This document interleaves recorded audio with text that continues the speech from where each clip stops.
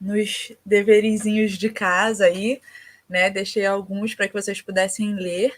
Eu vou dar uma breve falada sobre ele. Na verdade, eu separei apenas o ponto 3 e 4 para a gente falar de modo um pouco mais abrangente, mas eu espero que vocês tenham lido em casa. Se não leram, fica aí para vocês lerem, depois me deem um feedback, né, de como é que foi essa leitura, um pouco mais detalhada. Porém, essa parte específica está bem lá no Falando de Forma Redentora. Eu vou orar para que o Senhor nos conduza nesse finalzinho de aula e para que Ele fale aos nossos corações, assim como Ele já tem falado. Amém? Oremos.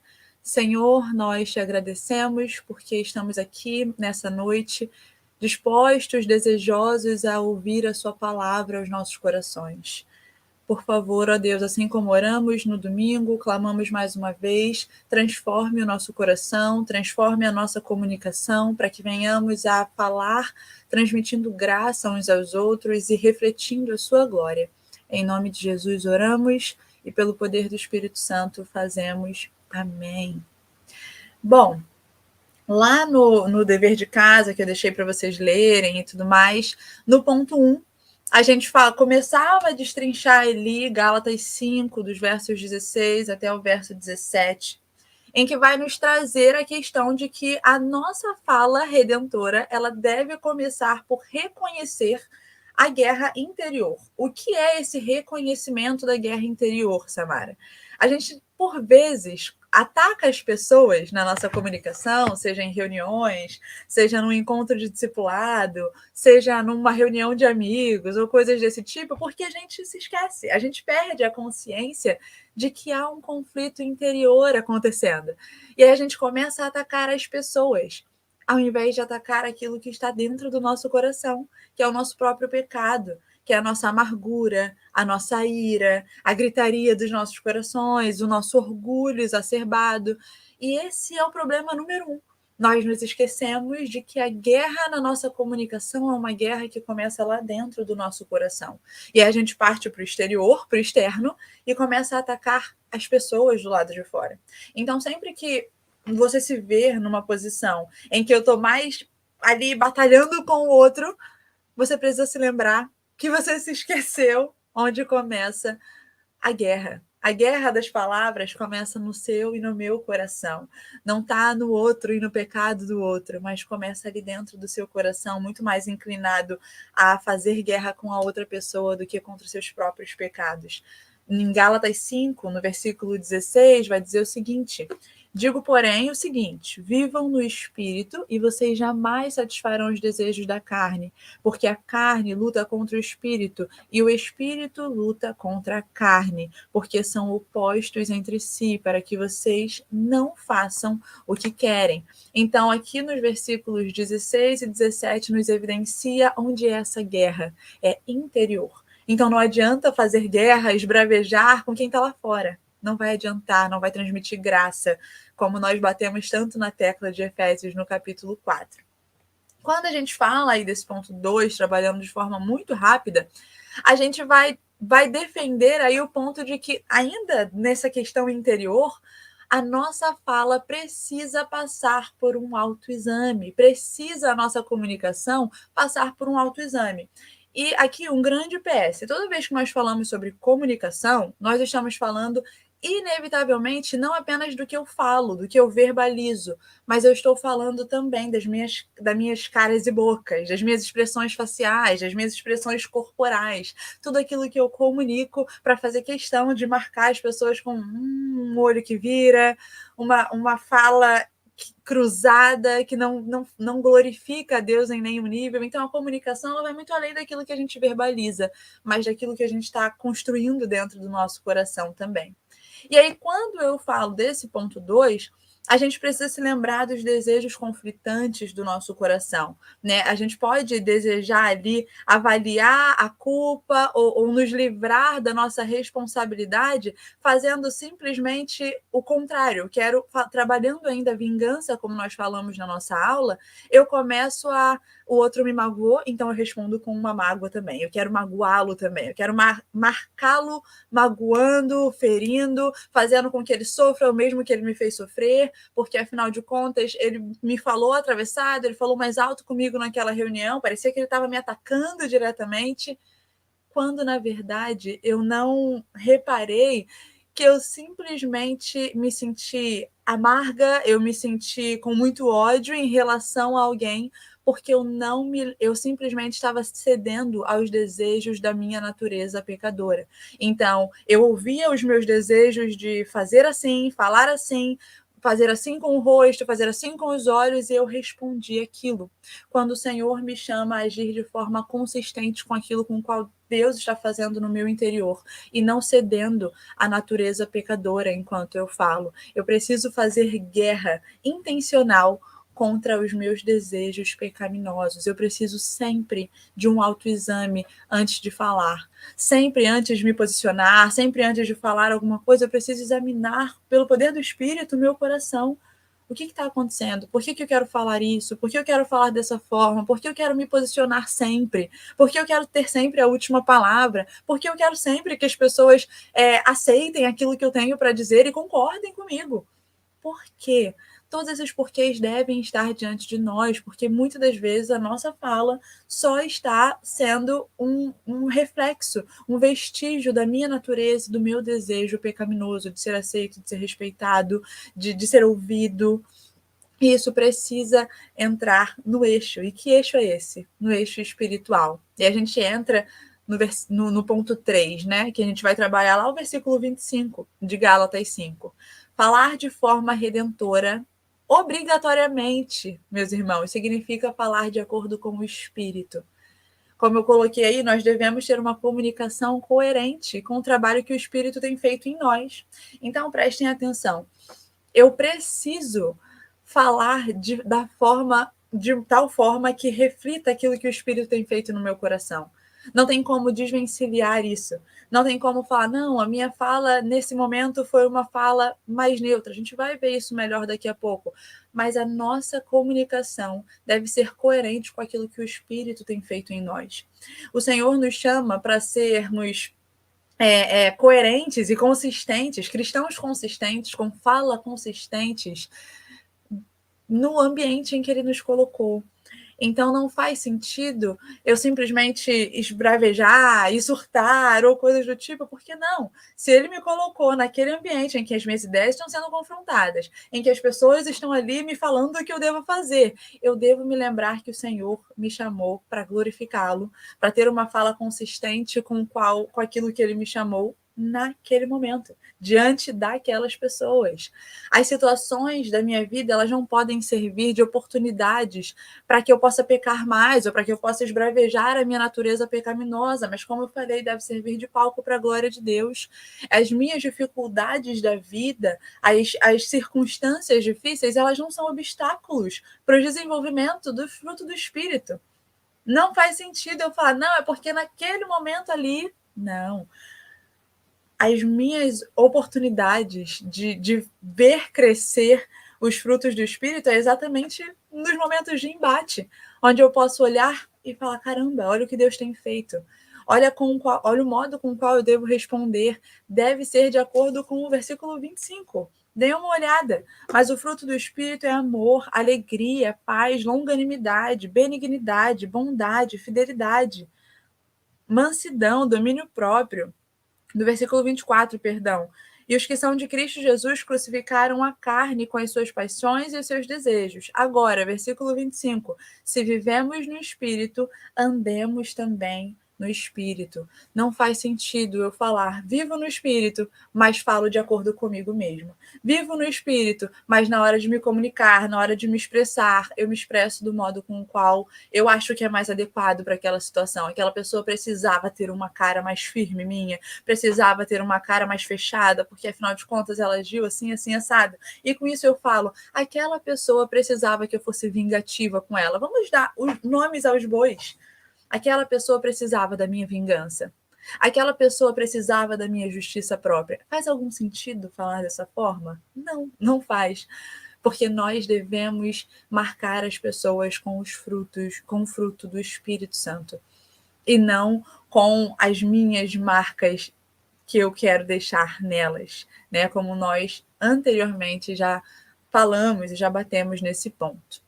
O ponto 4, eu trazia o fato de que falar de uma forma redentora significa ter uma opinião reconciliadora dos relacionamentos. E aí já entramos no capítulo 6 de Gálatas, nos versículos 1 e 2, os quais vão dizer o seguinte: irmãos, se alguém for surpreendido em alguma falta, vocês que são espirituais, restaurem essa pessoa com espírito de brandura, e que cada um tenha cuidado para que não seja também tentado.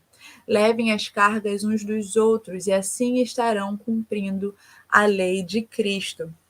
Nós falamos que fomos salvos por um evangelho reconciliador, um evangelho que nos reconcilia com Deus e com os outros. E se dissermos que cremos nisso e que fomos salvos por esse tipo de evangelho, que é o único evangelho de fato genuíno, a nossa fala deve ser reconciliadora também. O evangelho de reconciliação também afeta a nossa comunicação e a nossa fala. Mas nosso maior problema com isso é porque a nossa comunicação nos nossos relacionamentos tendem a ser muito egoístas, como nós também já mencionamos. E aí a gente acha que os nossos relacionamentos são nossos, que os ministérios dos quais a gente faz parte são nossos. Então, eu me posiciono da maneira com a qual a minha possessão diz que eu devo me comunicar. E aí, assim, eu julgo as pessoas da forma com qual elas me respondem, da forma com qual elas me afetarem, vai ser o modo com qual eu vou responder. Então, se eu não recebi respeito, se eu não recebi a apreciação, a aceitação que eu esperava, é difícil continuar nesse ministério. É difícil continuar nesse relacionamento. Eu preciso me afastar. Não é assim que a gente lida com as pessoas? Se eu não estou conseguindo ali me relacionar da forma com qual eu esperava que a gente se relacionasse, eu me afasto. Porém, os relacionamentos os quais nós estamos, os ministérios os quais nós vamos servir na igreja local, não são nossos. Eles pertencem ao Senhor, nos foram dados pelo Senhor. E por isso nós devemos responder a eles da forma requerida por Deus. E qual é a forma requerida por Deus? Levando as cargas uns dos outros, sendo pacientes uns com os outros, vivendo e andando no Espírito, comunicando no Espírito Santo de Deus. E não, se eu não recebi aquilo que eu esperava receber, eu não consigo responder da maneira adequada. Não, eu respondo aos meus relacionamentos, eu respondo às minhas reuniões ministeriais, não entendendo que aquela reunião é minha, que aquele ministério é meu, que aquele relacionamento é meu, mas pertence ao Senhor. Então eu devo tratá-lo com zelo, com sabedoria, com temor ao Senhor. É assim que eu devo responder de maneira redentora, tendo uma opinião, tendo uma fala reconciliadora e não de divisão, mas trazendo reconciliação, assim como o evangelho a qual nós pertencemos e nos alcançou. O Paul Tripp, quando ele fala desse ambiente de fala que nunca é neutro, desse ambiente de comunicação que nunca é neutro, ele vai dizer o seguinte: a nossa guerra de palavras não é contra outras pessoas, é uma batalha interna. Falaremos de um modo que reflete o Senhor, o grande orador, ou a serpente, o grande enganador? Quem controlará os nossos corações e as nossas palavras? Os nossos corações estão sempre dominados por alguma coisa, e logo isso é refletido nas nossas palavras, refletido na nossa fala. A quem nós temos refletido quando nos comunicamos? O grande orador, o nosso Deus, ou o grande enganador, a serpente, Satanás? A nossa fala nunca vai estar num ambiente neutro, mas sempre vai estar servindo aquilo que comanda os nossos corações. E nós precisamos estar muito atentos a essa realidade que não é uma mera realidade, mas uma grave realidade. Tem um outro tom quando nós entendemos dessa forma. E aí, partindo já para os últimos minutinhos, falei que seria muito curto. A gente pode se questionar, Samara, como é que eu tenho uma fala redentora? Agora que a gente já conseguiu mapear as muitas problemáticas da nossa comunicação, mapear os problemas nunca é tão difícil assim. O problema é como solucionar. Não adianta eu ter agora aqui um papel e caneta na mão e pronto. O passo a passo para uma nova comunicação é esse. Não é uma receita de bolo. Nós só podemos ter uma fala renovada na força do Senhor, João 15:5 vai dizer: eu sou a videira, vocês são os ramos. Quem permanece em mim e eu nele, esse dá muito fruto, porque sem mim vocês não podem fazer nada.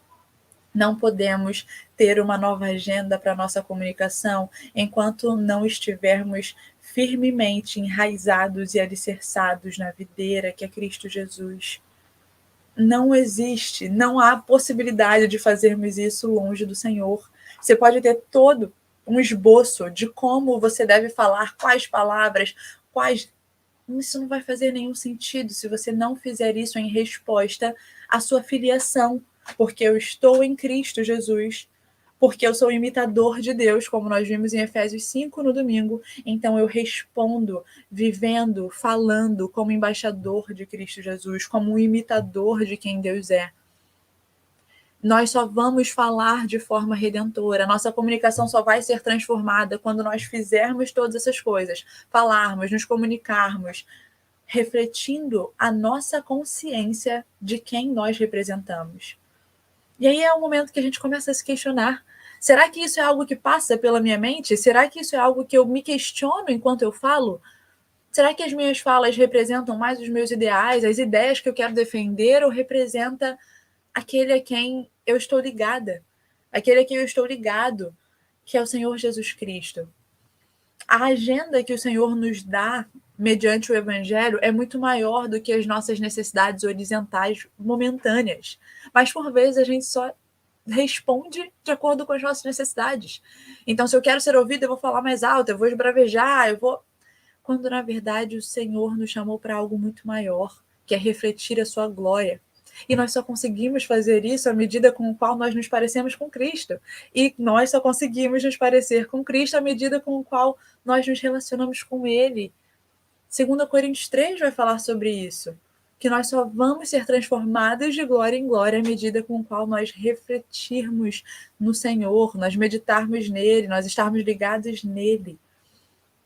Então, primeiro, pense que a sua agenda de fala é transformada a partir do momento que você é resgatado por Cristo Jesus, porque você já não mais responde de acordo com as suas necessidades momentâneas, mas de acordo com a sua necessidade de refletir a quem você representa.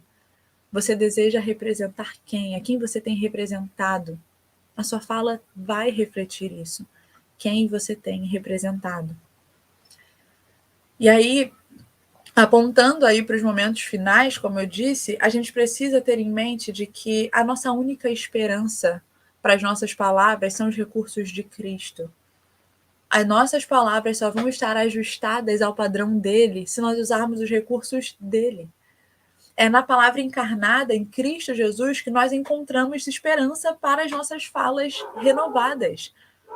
E como eu gosto muito de pensar, eu gosto muito da música Porque Ele Vive, né? A gente costuma cantar isso, porque Ele vive, nós podemos crer no amanhã, mas existe uma doxologia pessoal que a gente pode sair aqui hoje, trazendo às nossas mentes a esperança de que porque o Senhor vive, nós não estamos mais acorrentados pelo poder destruidor das nossas palavras egoístas. Nós não somos mais obrigados, nós não somos mais acorrentados ao pecado de tal forma, eu só posso falar dessa forma, porque o meu coração é totalmente inclinado ao pecado. Não, as amarras do pecado foram tiradas, as correntes já não existem mais. Jesus Cristo nos libertou e por isso nós não precisamos mais viver acorrentados a uma agenda de palavra egoísta que só pensa em si mesmo.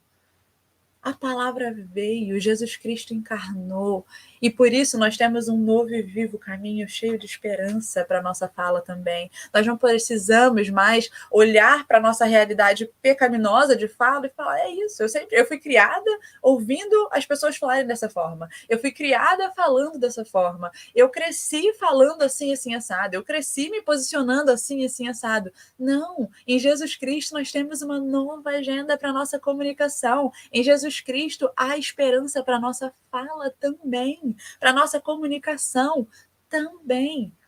Não precisamos mais ser reféns do nosso pecado. E essa é a boa notícia do Evangelho, que eu espero que esteja te alcançando nessa noite. Eu sigo com alguns pedidos de urgência que o nosso próprio pastor colocou para nós.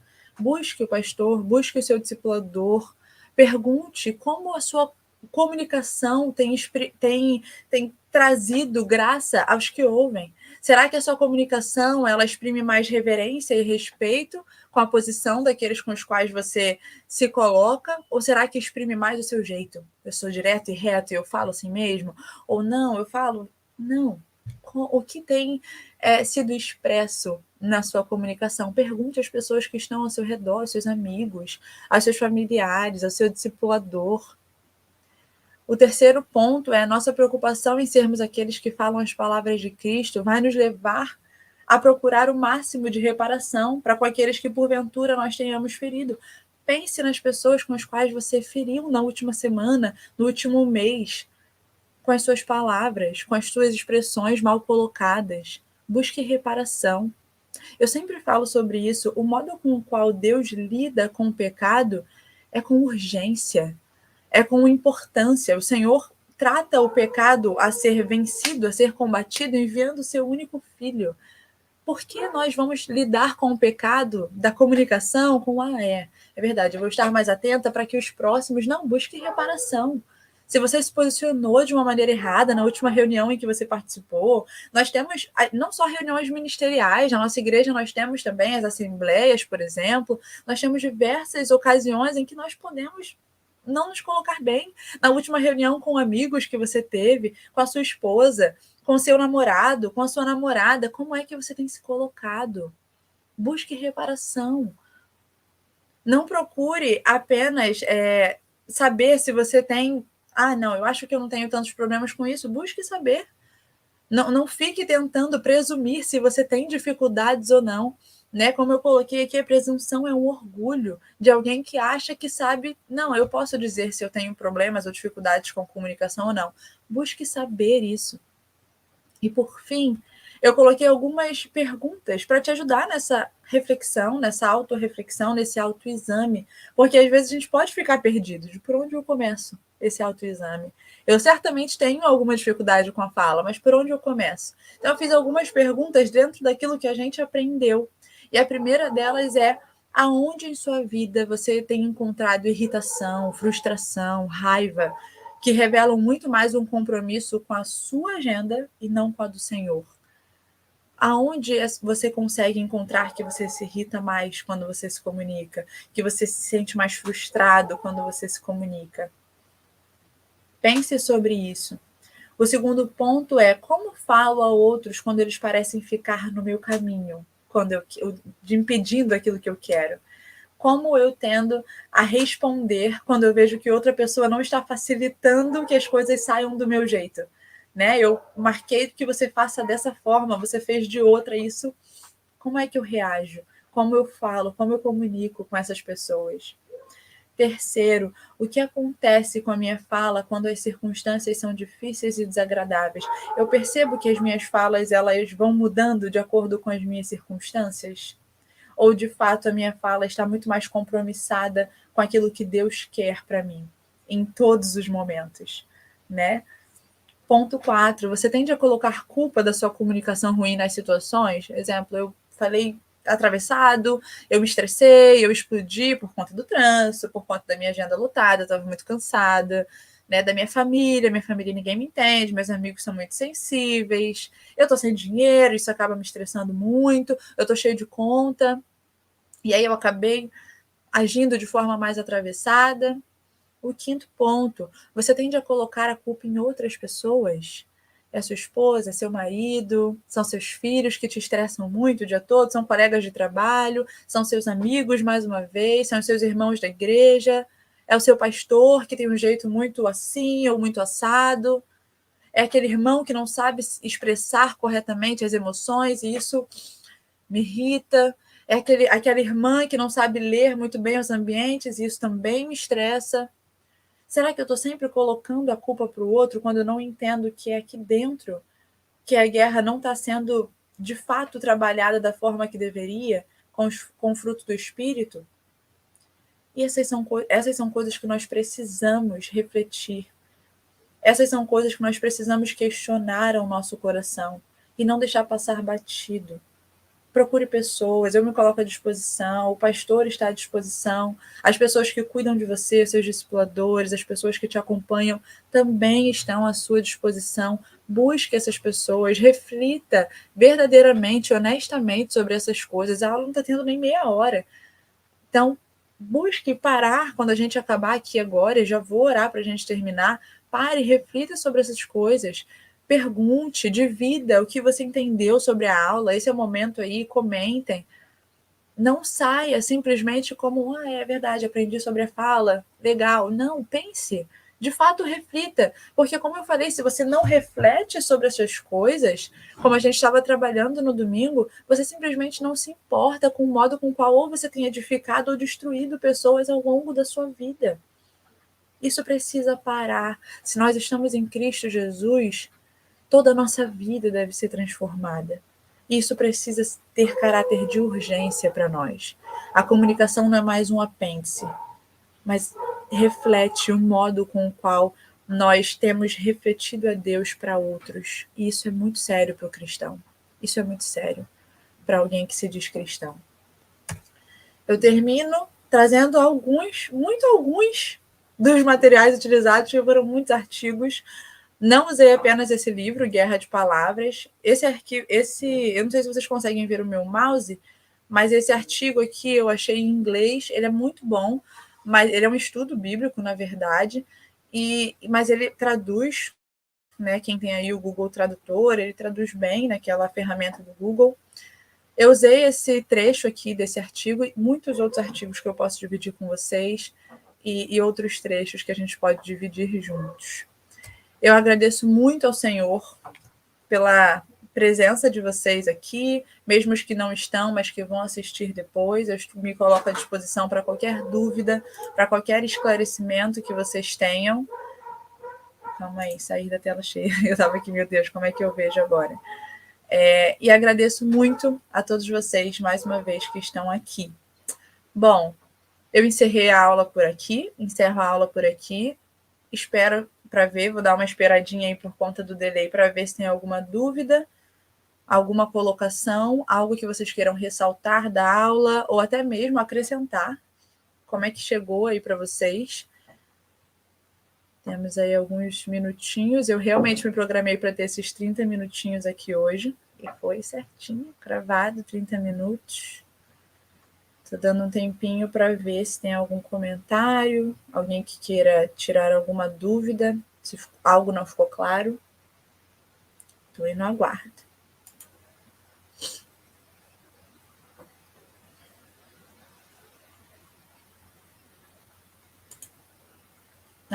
Apareceu aqui agora.